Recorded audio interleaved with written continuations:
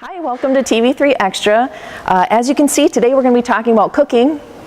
Well, actually, we're going to be talking about fires. We're here at the Frazee Fire Department, and we're going to talk to Bert and Robert all about fire safety and fire prevention for adults, because I kind of forgot everything that I learned in elementary school until my kids started to bring home literature from school talking about fire prevention and safety. So I'm hoping that I'm not the only one that forgot, and that actually we can have a little bit of information that we can give to you to maybe help make your home safer. I'm going to go talk to Bert and Robert right over here. All right, we've got Bert, Fire Chief Bert Dahl, Fire Chief of the Frazee Fire Department, and a key to having fire safety and prevention in your home is smoke detector.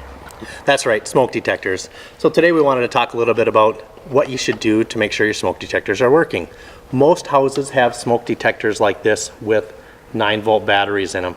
You want to change that battery once a year. I recommend twice a year. Every time you move your clock, change your battery. That way you're going to be the safest. A lot of times people will take their battery out because it's chirping. That means it needs to be replaced. Just put a new battery in it. And depending on where you buy your batteries at, some of them don't last as long as others. That's why we recommend twice a year. Other smoke alarms, which are the ones we are installing lately, have been the 10-year lithium battery ones. Now these smoke alarms are good for 10 years, so you don't have to change the batteries. However, when you put them up, you want to date them so you know that they do need to be replaced after 10 years. Okay, and do you have, I'm assuming most homes have a detector in there. If they want to change them out, are they easy to change if you wanted to get a newer detector? They are very easy to change. You're just going to need a ladder to get up and change them. You know, what's recommended is to have a smoke alarm in every single bedroom, in your hallway, in your living area, and one in your garage to make sure you're completely covered in the event of a fire. All right, well, thank you, Bert. And now we're going to talk to Robert Tollefson, Assistant Fire Chief, and he's going to talk about carbon monoxide. Yes. They call that the silent killer? The silent killer. It is the tasteless, odorless gas that is produced by anything combustible within your home or your car. One big thing I'd like to mention is if you have a connected garage to your home, do not start and leave your car run in your garage. You can get upwards of 4,000 or 5,000 parts per million of carbon monoxide to enter your home. So installing a carbon monoxide alarm should be in every room on each level. And You're saying every room, not just... well, they say every bedroom. Okay. So I guess we can go with every bedroom is a good idea. Kind of fits in with the smoke detectors is where I'm getting at. They make several different styles. Some of the smoke detectors, like Albert was talking about, are actually dual purpose. Okay. So you can get them that way too. Okay, super. And I'm assuming you can get those at stores in our area as well? Most hardware stores, big box stores should carry all of that, yeah. All right, super. Well, we'll move on to our next topic of fire prevention and safety and the fire extinguisher. All right, we're here with Taylor Collins from the Frazee Fire Department to talk about fire extinguishers. Now, one thing that I'd kind of forgotten about is that they expire. They do, actually. They have to be serviced every year. So this little gauge here, you can see that little tiny green spot, that's when your fire extinguisher is good. If it's in the red, it needs to be serviced. Sometimes they'll say, you know, it can't be, this one can be recharged. Most of your home fire extinguishers that a normal person would have in their house, they cannot be recharged, but this one can. That's why it has this big yellow tag. It has to be serviced every year and stamped and shown that it's been serviced, otherwise it's not technically legal for us to use. This is an ABC fire extinguisher, so it's good for trash, wood, paper, that kind of stuff that would burn, flammable liquids, and electrical fires. So kind of like the multi-purpose fire extinguisher. Yep. I know, like at my house, I think I have one in my kitchen that's white, and it specifically says kitchen on it, but that would work as well, for your right? flammable liquids, Okay. like these fires and stuff. This is, like you said, a multi-purpose one. This is what you would mainly want for everywhere. You definitely want to keep one in your garage. I would keep one in my utility room. I have one in my kitchen. Maybe even in your basement or anything like that. Anywhere where you honestly think that you would need one, where you have a potential fire, maybe near a fireplace or a wood stove, stuff like that. And then you were also saying that there's a way to spray a fire. If there is a fire, you need to spray it where? at the base of the fire, because if you spray over the base of the fire, you're just giving it more oxygen, and fire feeds off of oxygen, so you're just going to actually make it bigger. So you're making matters worse. All right, so let's show everybody what we would need to do to get this fire extinguisher ready to spray. Okay, so it's actually called the pass system: pull, aim, squeeze, sweep. So what you do is you take this little pin, this will just break, you pull that, and you're gonna hold it like this. Let me get it out here. You're gonna sneak out of here, that's right. You're gonna aim at the base of your fire.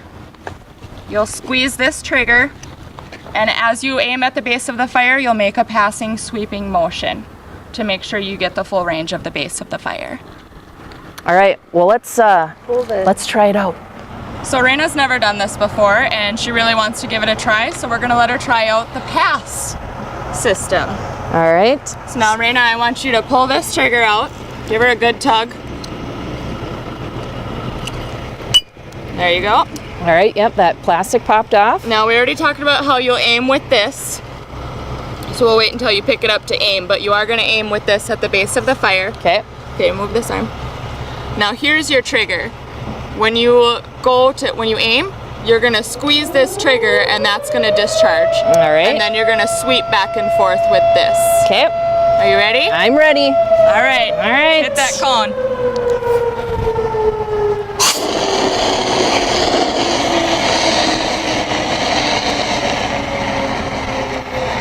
All right.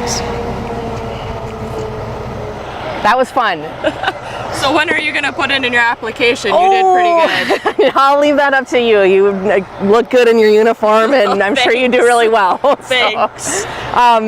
Another thing that I think you guys do really well here in the Frazee Fire Department, and I know fire departments all around the area, but you guys have a great kind of, not obstacle course, but kind of a course that you have inside the fire hall that you take the kids through. And so we're gonna go inside and take a peek at what the kids get to do on the course inside the fire department. All right, every October, October is Fire Prevention Month. Yep. And fire departments around the area put together a kind of a demo for kids to come and check out the fire trucks, the gear, and you guys do a really great job of putting together things that kids would experience most likely in a real fire. Yeah, we try and set up an environment to where if they were to experience a fire in their home, that we can give them instructions on how to safely get out. What we have behind us here is our smoke tunnel. So it simulates a hallway, and we'll fill it full of Halloween smoke, and the kids will be able to see that layer of smoke. And so we want to have them get low and crawl, because being low under the smoke is where the good, cool air is going to be. That'll give them the best chances of getting out of their home alive. And then you were also mentioning before you get out into the hall, what are they supposed to do if they're in a room? If you're in a room, you want to check the door with the back of your hand. If we want to do it with the back of our hand, so that if we do experience a fire on the other side and we burn our hand, we're still able to crawl using the palm of our hands. So we go through that with the kids with a door demonstration, feeling the door, checking the doorknob, why that would be bad. Okay, and then also a thing that I had never thought of, again, until my kids were bringing home this literature, was having a plan. Yes. So Yep. Can you kind of go through what you should be going? Yeah, every house is designed differently. So the kids will come home, well, they used to go home with a plan where it would be like a grid sheet of paper. And then you would sit down with your mom and dad and draw out an escape plan of the home. So this is mom and dad's room, this is the kitchen, this is my room, type of thing. And then they would have to draw an escape plan to get out of the house in the event of a fire. And then there was to be a safe meeting place somewhere outside, whether it's a car, a tree, a neighbor's house, a shed, or a garage. Okay. So just a common place everybody in the house is familiar with. Perfect. All right, so I'm gonna take my turn going through the tunnel, and I'll see you on the other side. All right, I can see how this would kind of be freaky for a child coming through, and then of course in the event of my clothes catching fire, we always have to remember to stop, drop, and roll. So cover my face.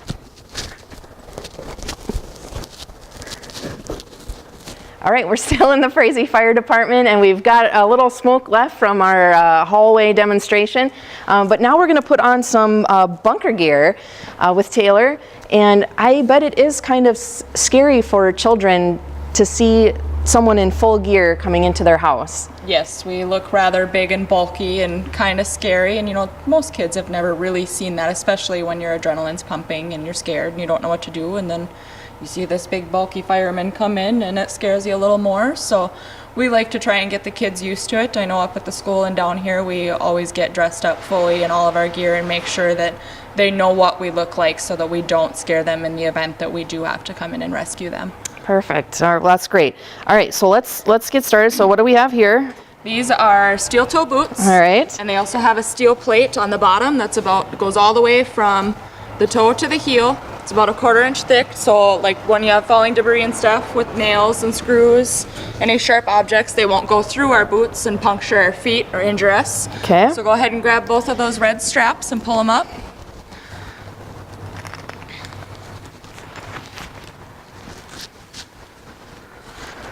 All right, pull them up and over. Okay. Now you want to Velcro this across and then hook this little, mine are a little snug so they don't fall off, but in the event we would hook this together. Yep. So then you're going to want to put your jacket on. All right, I can tell it's already getting pretty heavy. It is. Our gear alone is roughly 40 to 50 My pounds. goodness. And then when you add in our air packs and all of that stuff and tools, you could probably say we add on an extra 100 pounds of weight. Wow. So, all right, I loosened up this helmet, so hopefully it won't squeeze your All head. right, Mr. Dave Drops helmet. All right. All right, if you want to hold this, I'll get you strapped in. Try not to get your hair. Well, maybe we should loosen it a little bit. There we go. I can already tell I'm not the right person for the job. All right, we're putting an air pack on you too. Oh my goodness, okay. You get to feel the full weight. Oh, She's a little heavy. All right. so you have to potentially carry people in addition to all of this. My Grab goodness. this strap and this strap, and I want you to kind of jump and pull them at the same time. Does that tighten it up a A little? little bit. Okay. We're gonna go spray some water. Okay, we'll go give it a shot. Robert, you want to lead the way? All right, another check mark off my bucket list. I get to spray the fire hose. All right. If I can get down. All right. And just grab and hold tight and pull that back. I'm not going to get blasted back Nope. like a backfire. Oh man.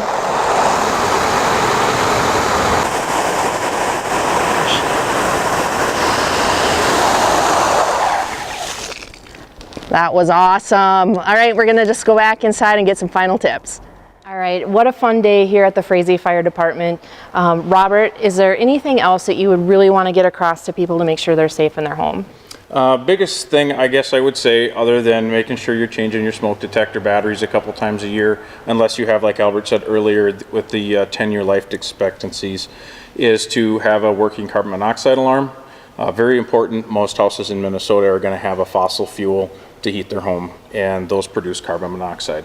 Have your heating equipment inspected annually is a big thing to get ahead of carbon monoxide alarms. And candles. Candles are another big thing. Leaving a candle, even though they say they're safe within their own jar, they will still get the surface they're sitting on hot enough, and if it's on a wood table, end table, they will start on fire. Okay, and how about at Christmas time? I bet trees are kind of for you guys. Christmas trees, if you have a real Christmas tree, make sure it's being watered on a regular basis, and by a regular basis I mean like every day. Clean up after the tree. Vacuuming, sweeping the floors, whatever you got to do, because those pine needles go up in a real big hurry if they're caught with an open flame. And then how about in the kitchen? I know, like I was saying, my fire extinguisher that I have is specifically for the kitchen. Is that for a reason with grease fires or? Basically, I think that's a marketing thing. Okay. for the smoke detector companies, because a lot of people aren't going to do the research to find out exactly which fire extinguisher they need in their home. So like you said earlier, you've got one labeled kitchen. So they're going to label one kitchen so they can assure you your peace of mind that you've got the right one to do the jobs in the kitchen. Sure. Going along with the kitchen, you got kitchen cooking, fire safety in the kitchen. Kitchen fires are one of the #1 causes of home fires in the United States. It's unattended cooking, and coffee makers, toasters, things like that people just leave plugged in all the time. They have heating elements in them. If they short out, that unit's going to start on fire. So what is the proper way to tackle a grease fire in the kitchen? The best way to tackle a grease fire in your kitchen is to have a lid that fits the pan you're cooking.